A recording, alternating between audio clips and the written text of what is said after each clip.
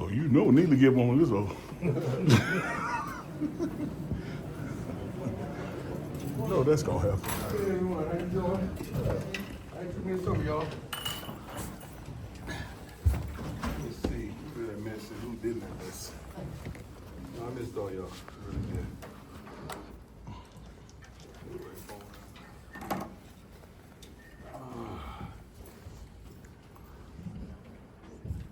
Students of the week, Titus Batista, freshman running back in Chicago. Cellular, the development biology, that's a mouthful. Alex McPherson, freshman D lineman, Florida Board Exploratory Services.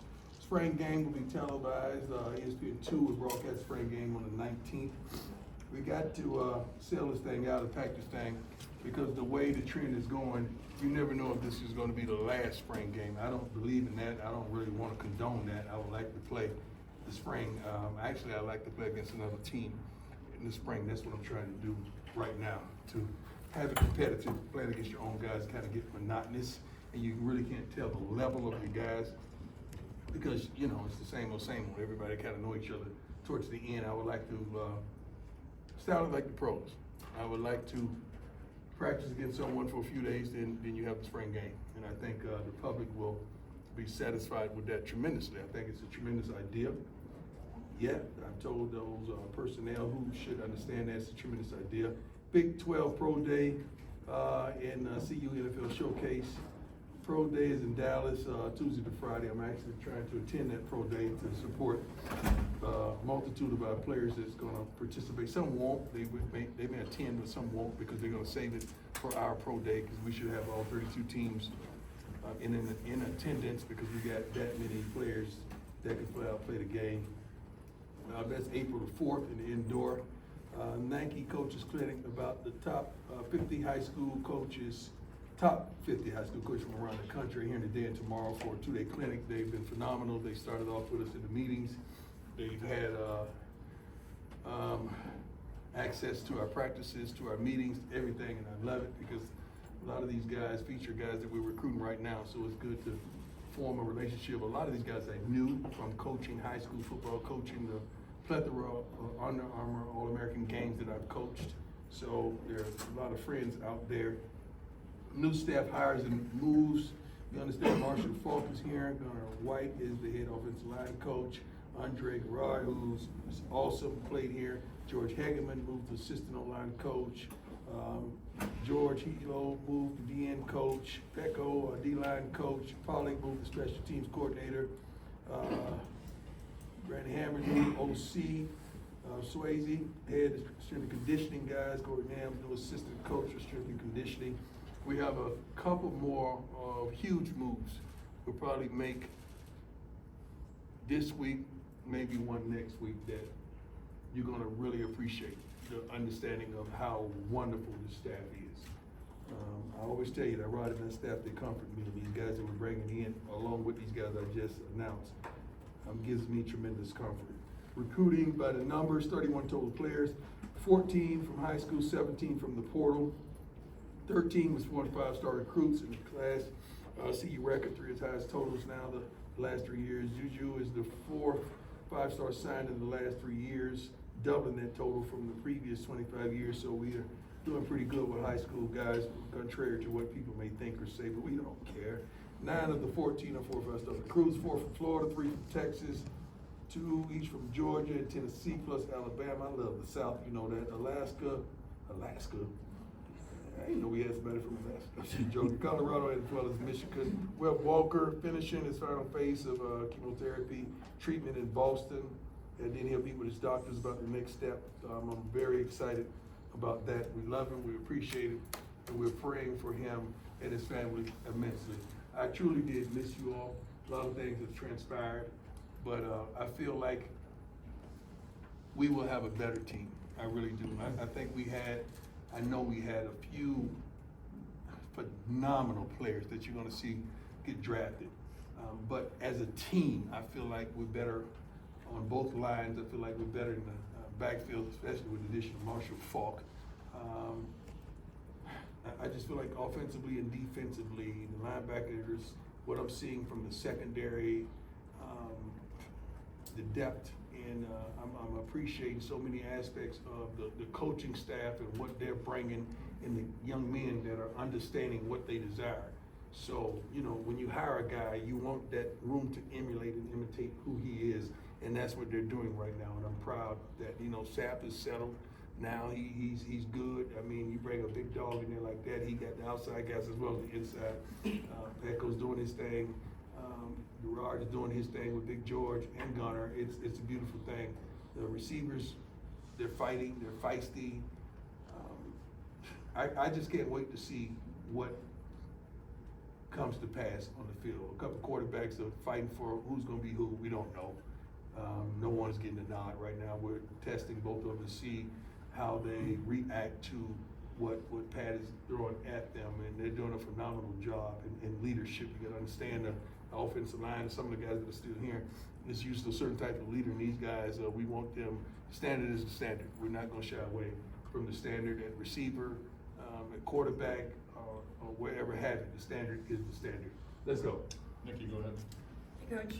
How you Nikki doing? Edwards here with Sports Report. Good to see you. You like the sweater? I see you. Thank you, thank you.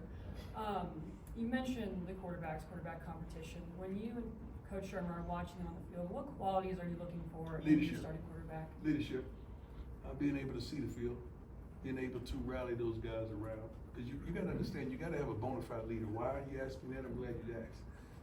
Because you don't huddle. You rarely huddle in college football. So those guys rarely get to look in the quarterback's eyes and see what he's consist of, and is he still composed? They rarely do that. You would see Shador sitting there, or he going on the sideline talking to those guys, and I always used to tell them, look in their eyes so they can see where you are. They can see how passionate you are about this next possession. And you want to see that type of leadership, because I know what they've seen. And the standard is the standard, and we're not gonna vacillate from the standard. Go ahead, Brian. Hey, Coach. How you doing? Brian Howell, to do the camera. I'm ready for you, baby. I got two questions for you. First off, I'm curious how. Hold on. My God, that's a nice jacket. My God. I got the record. First of all, I saw it at practice and I got instantly jealous. Thank You almost provoked me to go upstairs and change. you. That's how good you look. I don't know who made it, but I promise you I'm gonna knock it off. That means duplicated. And I'm gonna have the pants to match. But that's a nice I couldn't do that. jacket. I know you ain't got the nerve to do That'd work out you. Yeah. But that's a nice jacket. Thank you, Coach. Okay, I'm sorry. That's right. It is a nice jacket. Two questions for you. First off, how are you adjusting to coaching football without your son being there? I love it because I only have to wear one hat, and you don't understand how much I appreciate that. Because when you're a dad and a coach, you're wearing two hats. You coaching your butt off, but naturally you're making sure your kids are all right at the same time, simultaneously. And I've adopted kids on this team that I love to life, and I'm watching them as well. But it's nothing like your two biological kids, and you can't help but focus on those young men and seeing how they're doing. So it's different for me. I'm sure it's different for them, but I'm loving the process. I truly am. And I want to ask you, I asked Coach Falk this the other day, but obviously you've been very adamant about financial literacy for your players. True. And he was in that industry for so many years, Right. the last several years, 7 years or whatever. How much did that play into you wanting to bring him in here, knowing that he could maybe help those guys in that regard? Well, I brought him in first and foremost because of his expertise of what he does. He was one of the greatest, arguably the greatest running back to ever play the game. I'm talking about in all phases: blocking, running the ball, catching the ball out of the backfield, and a bona fide leader. Marshall made many of the checks for the quarterbacks early in some of those quarterbacks' careers, and he was just that smart. And we worked beside one another for over a decade at NFL Network, so I know him. He is not just a friend. That's my dog. That's my boy. That's my man. I mean, I got love for Marshall Falk. So for him to even do what he's doing here, he didn't have to. Marshall don't need no money.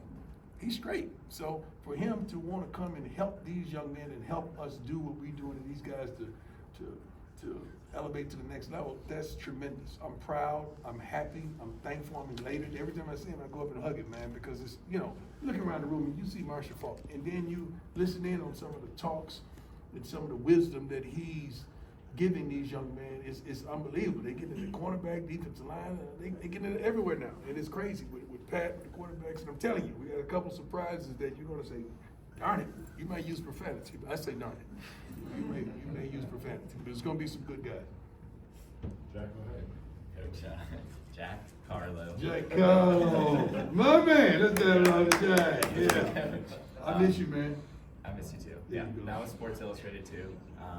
But just wanted to ask you about the Big 12 Pro Day and the CU's in-house showcase. Just how big an opportunity is that for guys kind of looking to boost their stuff? It's tremendous, Big 12 Pro Day. I love what they're doing. I mean, we got I think the nicest, the coldest darn commissioner in the game, you know, to even think of that and allow us to have that for these young men that some of them may not get opportunity.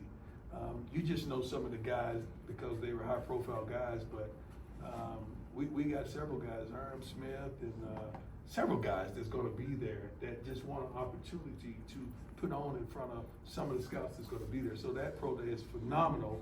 That's what I'm saying. It's in Frisco, I believe, Texas. I think I'm going. That's not too far from me, about an hour and a half from me actually. But I'm gonna try my best to be there. I know some of our young men are going, and they're probably participating in some of the interviews, but they're going. And I'm happy about that. And our pro day here is gonna be televised. I think the NFL Network may carry it as well. It's phenomenal. We're gonna try to put on the best show possible for the fans as well as these young men to have them in the capacity that they're at peace, they're at home, they can relax and just do what they've been gifted to do. So I'm excited about that. I really am, because I know all 32 teams will be represented here. It's gonna be phenomenal for our program. Go ahead. Hi, Coach. Adam Mustang, How you doing, 24/7 Sports. Doing well. Good to see you. We had a chance to talk to Coach Gunnar White last week, and Yeah. he said when he got to Jackson State, he was a little bit starstruck, and so he just put his head down, went to work. When did you see him start taking notice of his potential in that role? He's a workaholic. First of all, he works his butt off, and he compliments normally the head guy at the offensive line pretty darn well. He's gonna be there at the wee hours of the night. He's gonna make sure his job is complete.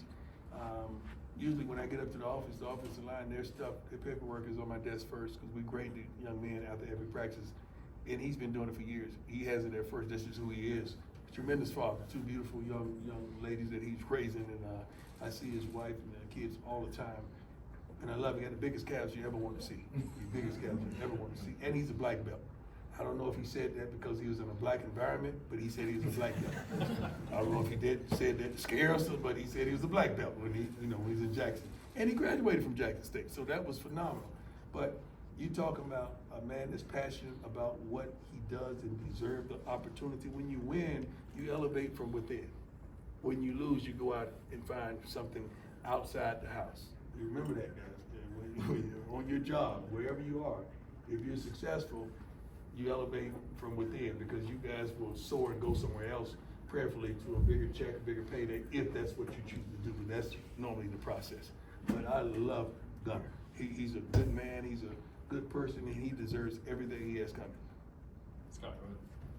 Hey, Coach, Scott Parker. What's up, guys? You blowing up, huh? I'm trying to. Yeah, I get see my you name. everywhere.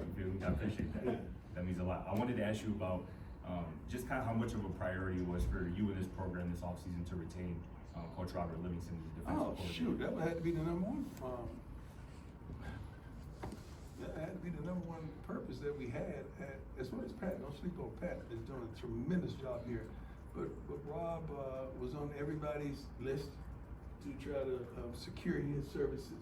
And he deserves everything he got coming and then some. You know, when you get a guy and you have success, you're not gonna keep him long. We didn't even have success in the initial year that you thought, because we were 4-8. Man, God, I haven't heard that and said that in a long time. Long time. It used to be on social media all the time. I never see it anymore. But we still lost several really good coaches. Now, when you win, you expect your staff to be ravaged. You expect that. And he was the top dog. Don't sleep on Coach Mathis. The Saints wanted him as well. So, but we had over 20 years together. It's gonna take a little more than that, you know. I know they came with a bag, but we're gonna take a little more than that. That's my dog, that's my buddy, and He has a coordinator ability, but Rob is not only a great coordinator, but he's a good man, a great father, a great dude that the kids love and enjoy. So I don't know if we're gonna be able to hold him after this season, but I'm gonna enjoy this ride. I really am. But he's one of the best in the business, as well as Pat and the rest of our coaching staff. We have a wonderful coaching staff. Please don't underestimate that. Please take notice the way these young men communicate. Men communicate with these young men we have in that locker room, and the way they communicate with one another. It seems like every time we lose, we gain.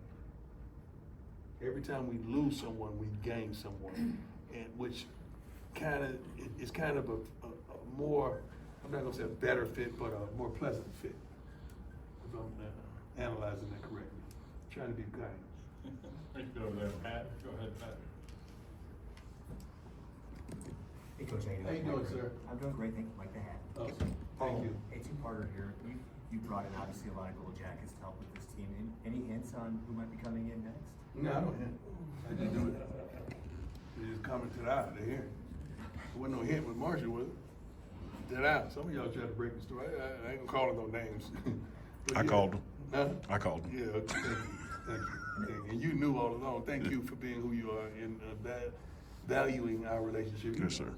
He already. And my second part is, I know how much you love it here and how much you've grown Yes. here. Is there any talks of a contract extension? Was that something you're being open to? Maybe, I don't know. They ain't worried about me.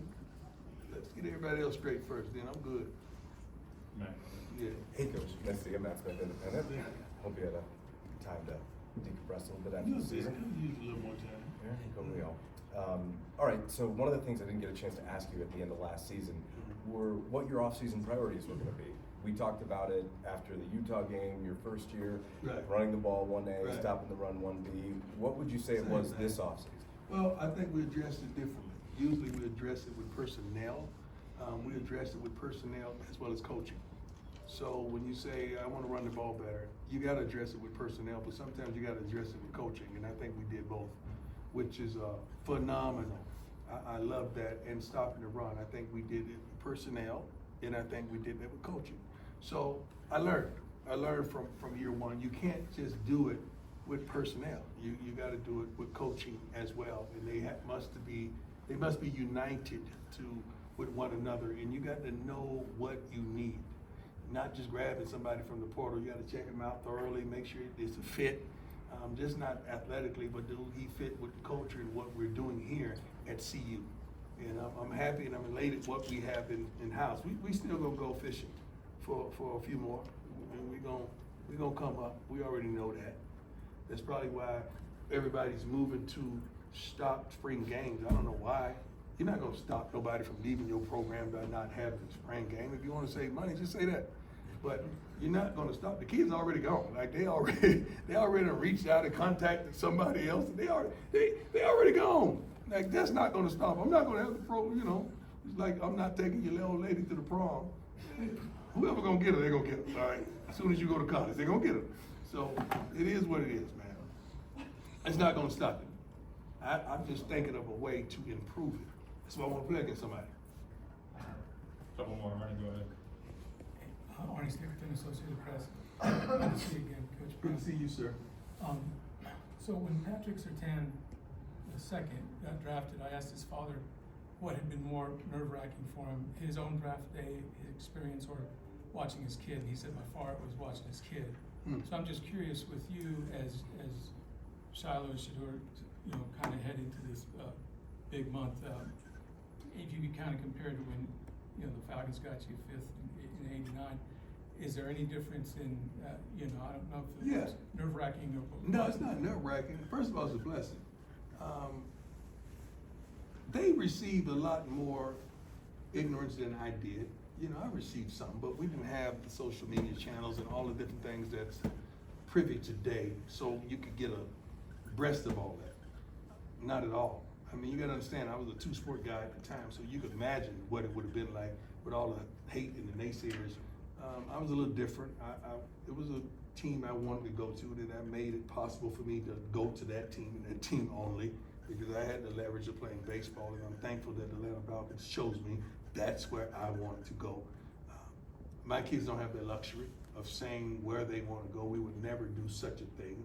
And I told you, if that would come to that, I would quietly talk to that team behind the curtains. I would never put them on blast for nothing of the sort.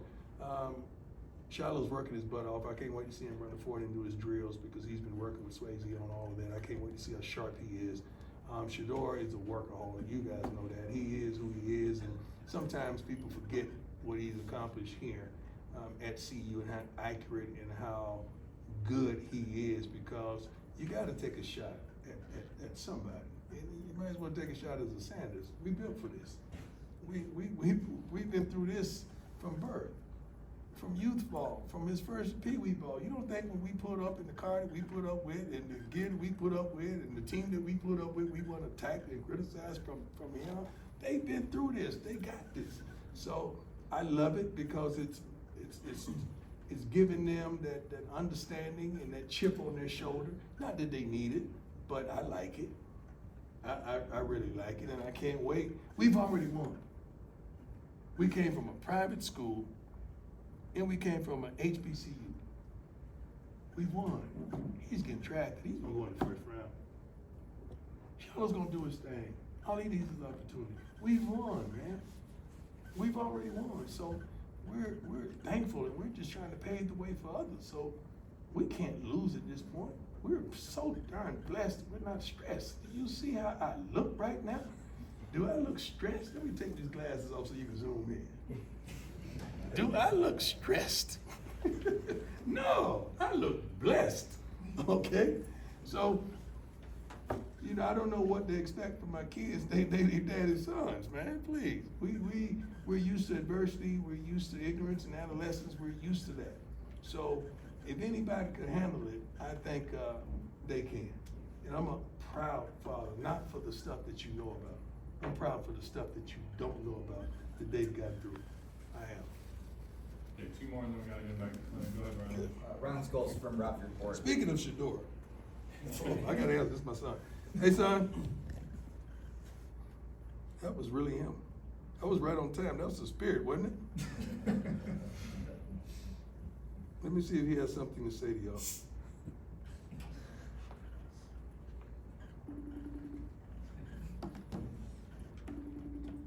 God, you just talking about him and he called. Is that So here's what we're burning.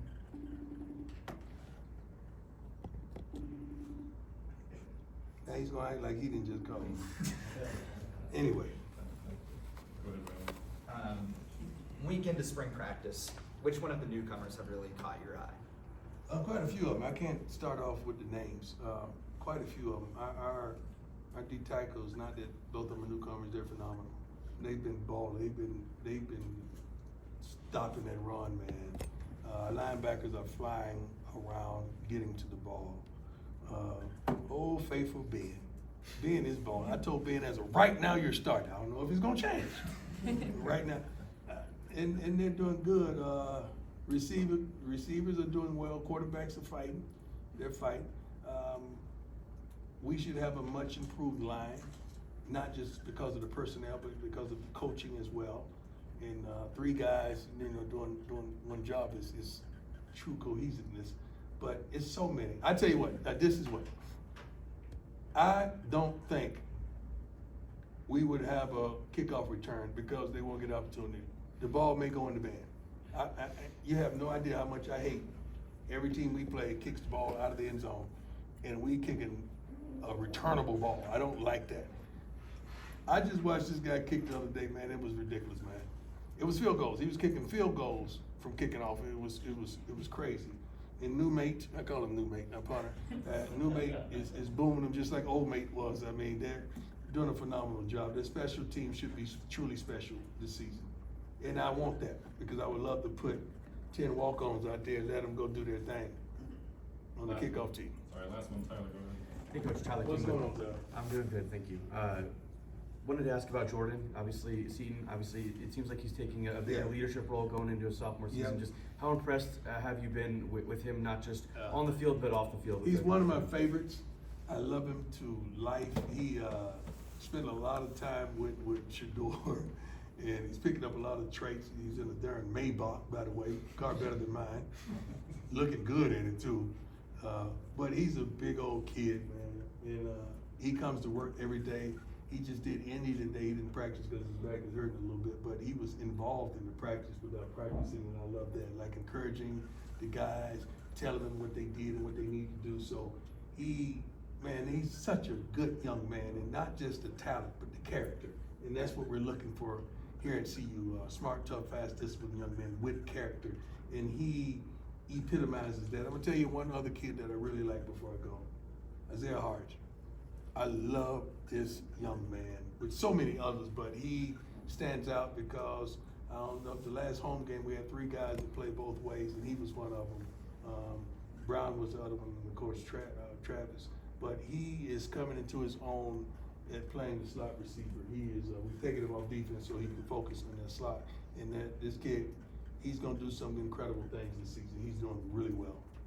But we have a plethora of kids that are really playing well, and I don't want to over-exaggerate anything. I want you to see them first, but we have some tremendous talent on this team. Hats off to Coach Ray and that recruiting department. Thanks, Coach. Thank you. God bless you all. I like that jacket, by the way. You're fine.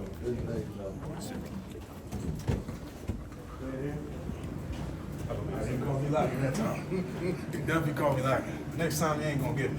I told you we was doing something like that.